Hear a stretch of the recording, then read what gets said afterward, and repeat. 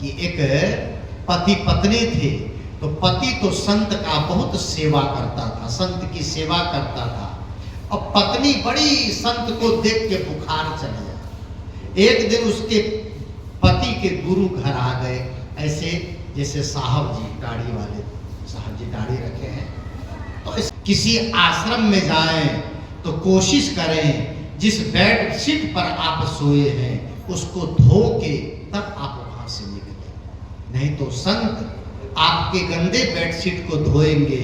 आप गए थे आश्रम में पुण्य कमाने, उल्टा पाप कमा के आ गए। कौन करेगा ये सब बात? कोई सिखाएगा? नहीं सिखाएगा। महात्मा आपको नहीं कहेंगे ये सब बात। सत्संग में प्राय इसकी चर्चा नहीं होती है।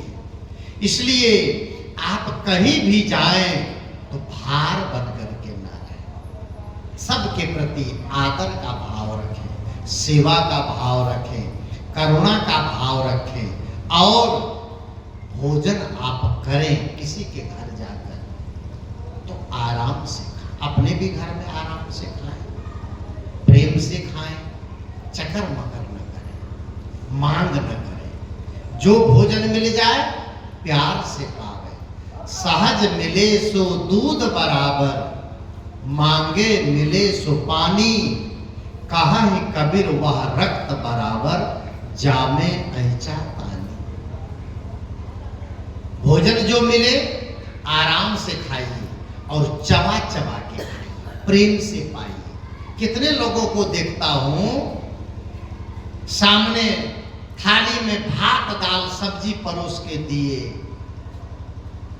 और थाली भर भात 5 मिनट में ही निकल गई,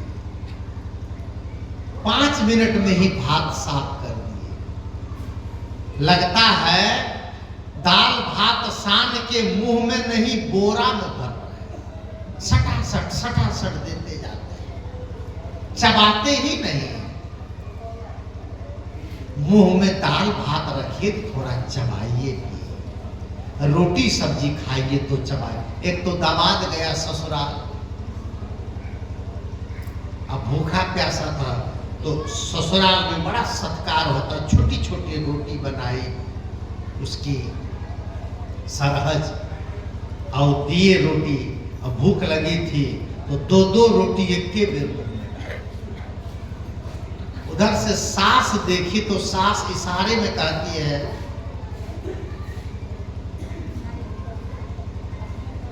तो वो समझ गया कि सास कहती है एक बार में 2-2 रोटी और डबल करके।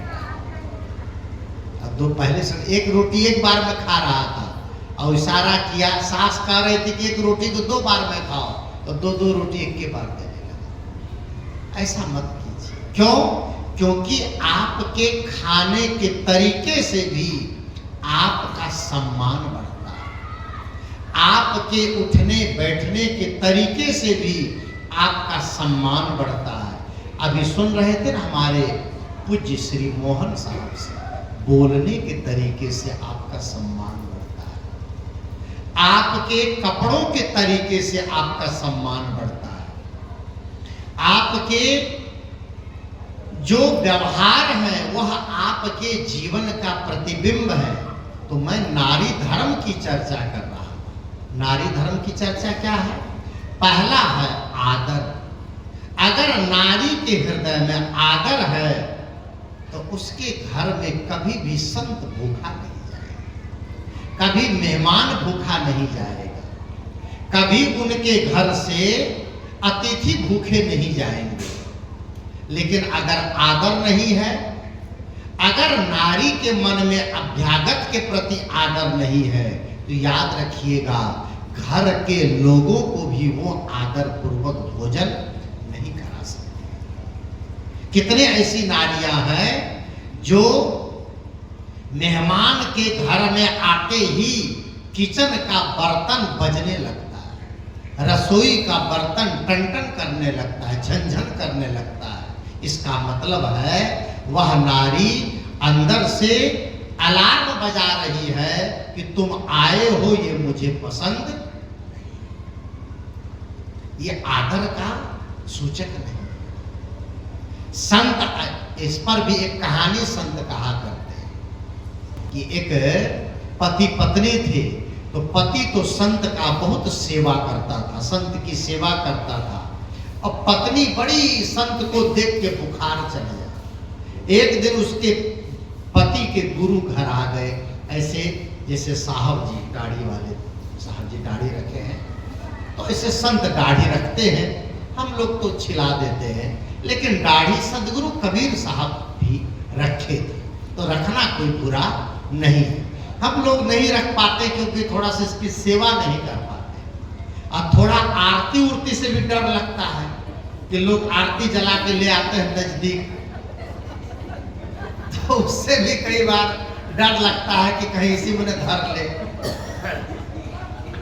तो इस वजह से हम लोग थोड़ा बचाते हैं। तो दाढ़ी वाले गुरुजी किए थे, और पति उनको कहे गुरुजी कभी दर्शन दीजिए, तो गुरुजी उसके घर आ गए, और शाम को, गर्मी के दिन शाम को आए 4 बजे भूखे प्यासे, तो पत्नी से कहता है गुरुजी आए हैं, जरा नींबू से शरबत बना दो, शिकंजी बना दो। पत्नी को तो वैसे बुखार चढ़ गया, दाढ़ी वाला बाबा थे।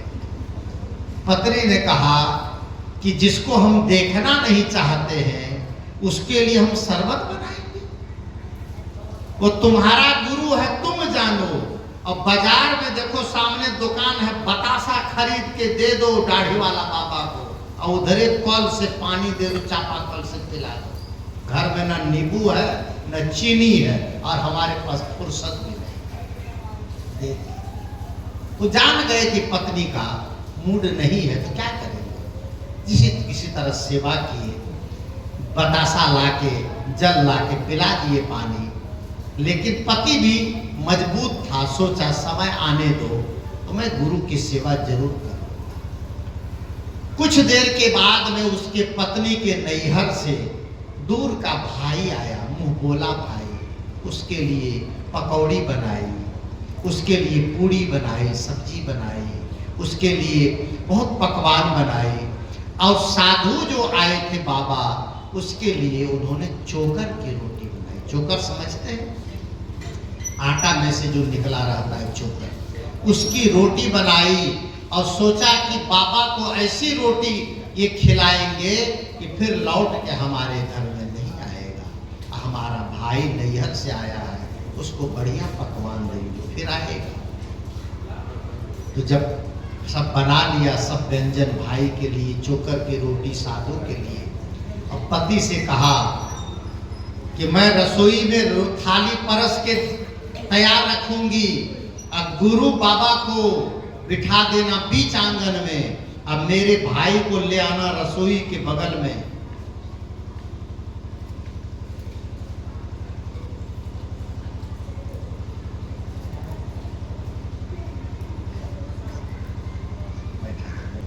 बंधुओं, मैं तो प्रसंग जो कह रहा हूं उसी का ये अंश है। आदर, नारियों के जीवन में आदर ना हो, ये माटी की मूर्त है। देखने में बहुत सुंदर है, लेकिन आदर नहीं है, भाव नहीं है, स्नेह नहीं है, मोहब्बत नहीं है, श्रद्धा नहीं है, समर्पण नहीं है, सेवा नहीं है, तो नारी किसका?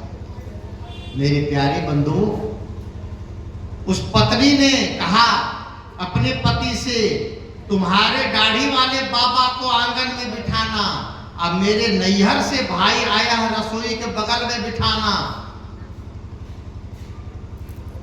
और मैं थाली जहां देने को कहूंगी वहीं थाली रखना, मैं परोस के जैसे जैसे कहूंगी। उसके पति ने थोड़ा समझदारी की, गुरु बाबा को बैठा दिया रसोई के बगल में, और उसके भाई को बैठा दिया आंगन में, और अंदर से पूड़ी, खीर, पकौड़ी, कचौड़ी और तरकारी, दाल, मखनी बना के और थाली में परोस के कहा, ये दे दो यहाँ रसोई के बगल में, अब चोकर की रोटी का दे आओ आंगन में। चोकर की रोटी पाया उसका भाई, तो सोचता है इतनी बार यहाँ आया था, कभी भी ऐसी रोटी नहीं मिली, आज कौन पाप हो गया जो बहन ने हमको सूखी रोटी और नमक मिर्च दिया। इधर बाबा को मिल गया 56 व्यंजन, बाबा भूखे थे, बाबा तो 7-8 मिनट में ही साफ कर दिए। पत्नी ने सोचा कि जरा भाई मेरा यहाँ बैठे हैं बगल में, जरा घूंघट उठा के देखो कौन सामान घटा, कौन वापस देना है परसक। जैसे घूंघट उठाई देखते हैं दाढ़ी तो यही बैठा है। अब भाई को देखता है वहां, ओह, पत्नी का तो पारा चढ़ गया, क्योंकि आदर मन में था नहीं। अब पति बीच में खड़ा, इधर भी देखे उधर भी देखे, अब पत्नी को भी देखे, तो पत्नी ने गुस्सा से दांत पर दांत चढ़ा के दांत पीसते हुए, बोल तो सकती नहीं थी, इशारे में पति से कहा,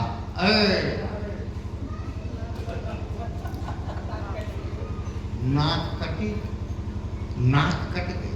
तो पति भी कहता है,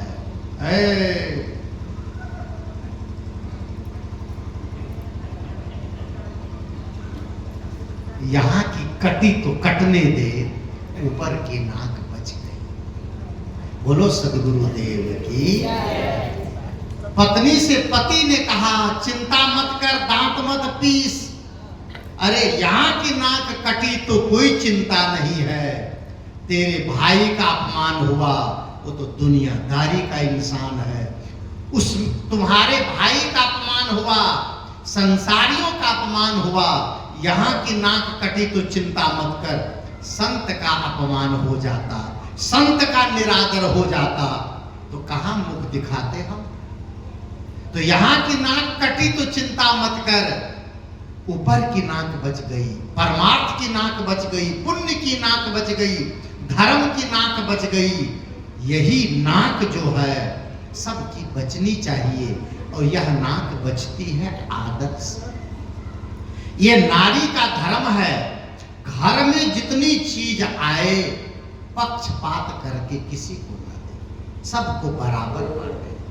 ये नहीं कि बढ़िया चीज आए तो चुरा के रख लिए और रात में केवाड़ी बंद करके खाएं, ये गलत बात है। सबको बांटिए, सबको बराबर दीजिए।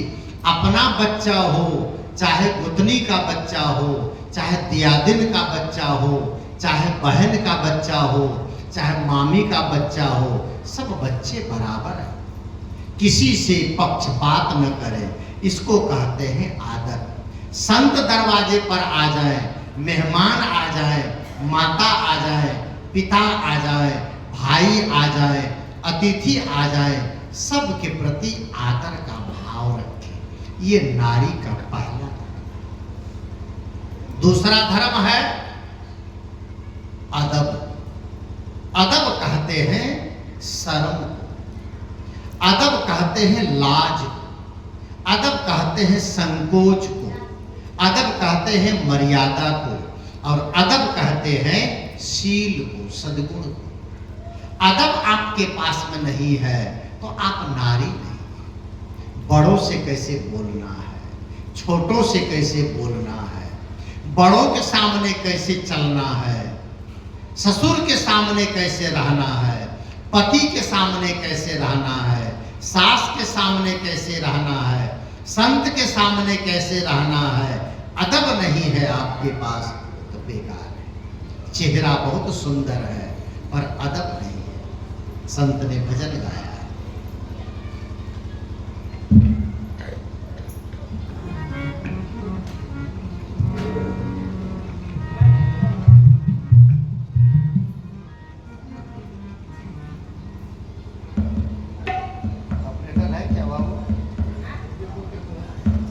इसकी आवाज थोड़ा सा कम, हारमोनियम थोड़ा सा करो बेटा, हल्का सा कम।